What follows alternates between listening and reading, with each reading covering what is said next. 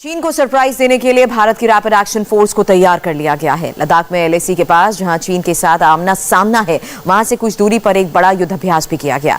चीन की फौज ने भी इस एक्सरसाइज को देखा है और इस वॉर एक्सरसाइज ने चीन को कैसे चौंकाया, इस डिटेल रिपोर्ट से समझिए। ये लाइन ऑफ एक्चुअल कंट्रोल के करीब की एक्चुअल तस्वीरें हैं। लद्दाख में एलएसी से दो बहुत ही पावरफुल वीडियो आए हैं।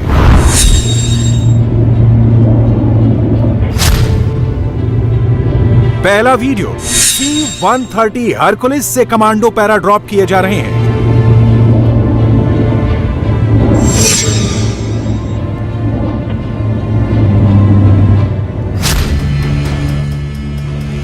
दूसरा वीडियो एक और ट्रांसपोर्ट एयरक्राफ्ट AN-32 से हथियार ड्रॉप किए जा रहे हैं।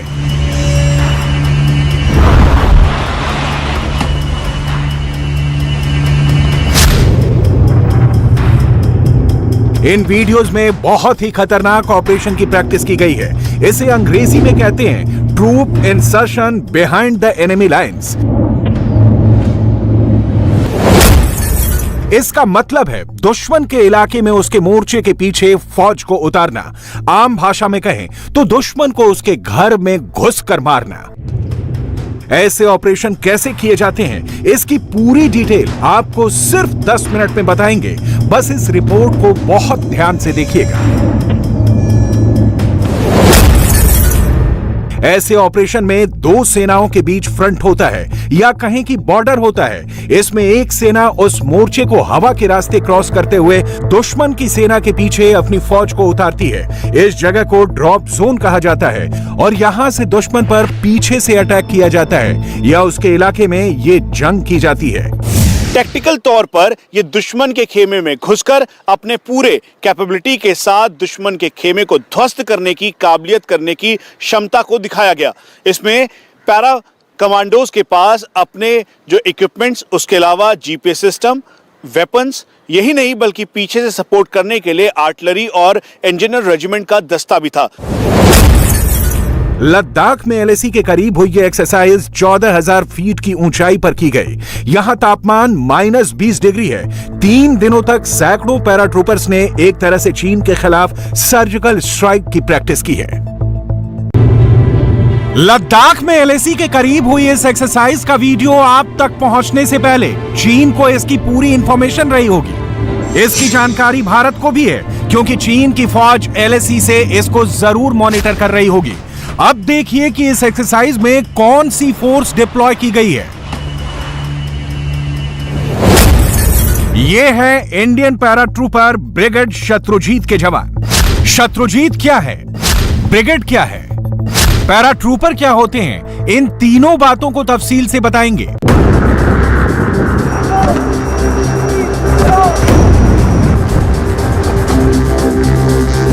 पहले देखिए पैराट्रूपर क्या होते हैं। ये वो सैनिक हैं जिन्हें विमान से पैराशूट के जरिए कूदने की ट्रेनिंग मिली होती है।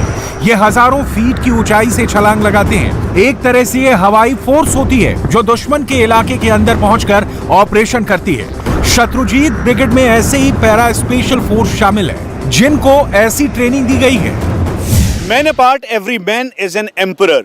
ये भारतीय सेना के स्पेशल फोर्स के शत्रुजीत ब्रिगेड के कमांडोज हैं।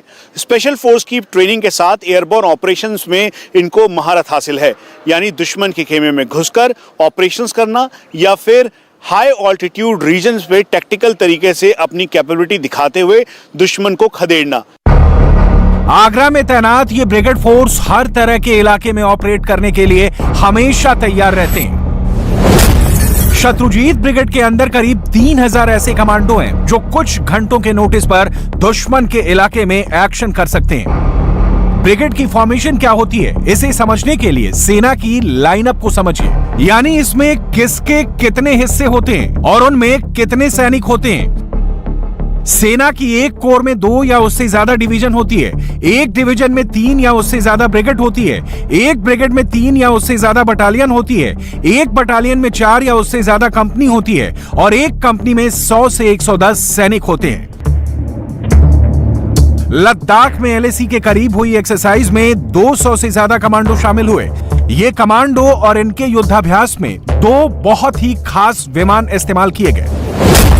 पहला है C-130J हरकुलिस, जिसमें 128 सैनिक बैठ सकते हैं, जबकि 92 पैराट्रूपर जो पैराशूट जैसे गियर के साथ होते हैं उनको इसमें सवार किया जा सकता है। भारत के पास 12 C-130J हरकुलिस हैं, जो दिल्ली के पास हिंडन एयरबेस पर तैनात है। देखिए कैसे इसी विमान से लद्दाख में भारतीय कमांडोज ने पैराशूट की मदद से छलांग लगाई।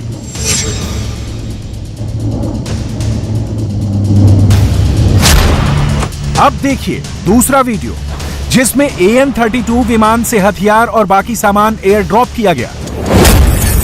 AN-32 पुराना विमान है, लेकिन यह भारतीय वायुसेना का वर्क हॉर्स कहा जाता है। इसमें 7 टन तक का वजन ले जाया जा सकता है। इसका इस्तेमाल पैराट्रूपर्स ऑपरेशन में भी किया जा सकता है। भारत के पास ऐसे 100 से ज्यादा विमान हैं।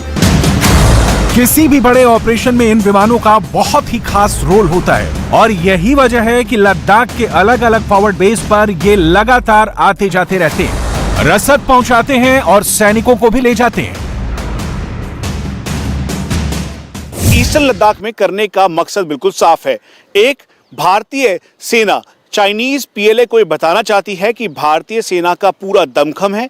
दूसरा, ऑपरेशनल कैपेबिलिटी दिखाते हुए हाई ऑल्टीट्यूड एरिया में ये बताना कि भारतीय सेना पूरी तरह से सक्षम है। भारत अपने पैराट्रूपर्स को चीन से पहले LAC या उसके पार तक पहुंचा सकता है। 2005 के बाद से भारत ने LAC के पास कई एडवांस लैंडिंग ग्राउंड को एक्टिव किया है, जहां से ट्रांसपोर्ट विमान ऑपरेट कर सकते हैं। लद्दाख में 5 एयर स्ट्रिप यानी हवाई पट्टी है, जहां 2008 के बाद से लगातार वायुसेना ट्रांसपोर्ट विमान ऑपरेट कर रही है। ये है दौलत बेग ओल्डी, और इसके अलावा LAC के पास चुशूल में एयर स्ट्रिप है। फोकचे और न्यूमा में भी हवाई पट्टी है और यहां लगातार भारत के ट्रांसपोर्ट विमान ऑपरेट हो रहे हैं। लेह में तो एयरफोर्स का बहुत बड़ा बेस है।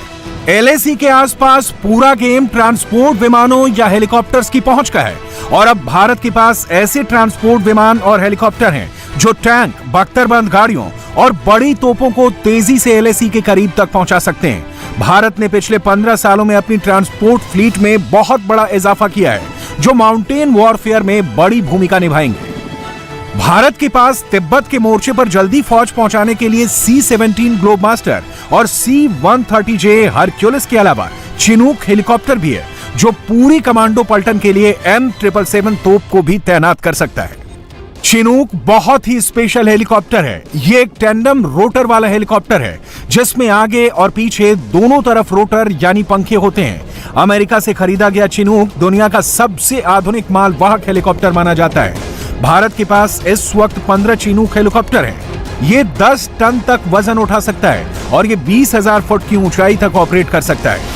इसकी बॉडी पूरी तरह बुलेट प्रूफ है। ये एक बार में 30 से ज्यादा कमांडो को किसी भी फ्रंट पर उतार सकता है। यानी चिनूक के 3 चक्रों में एक पूरी कंपनी मोर्चे पर तैनात की जा सकती है।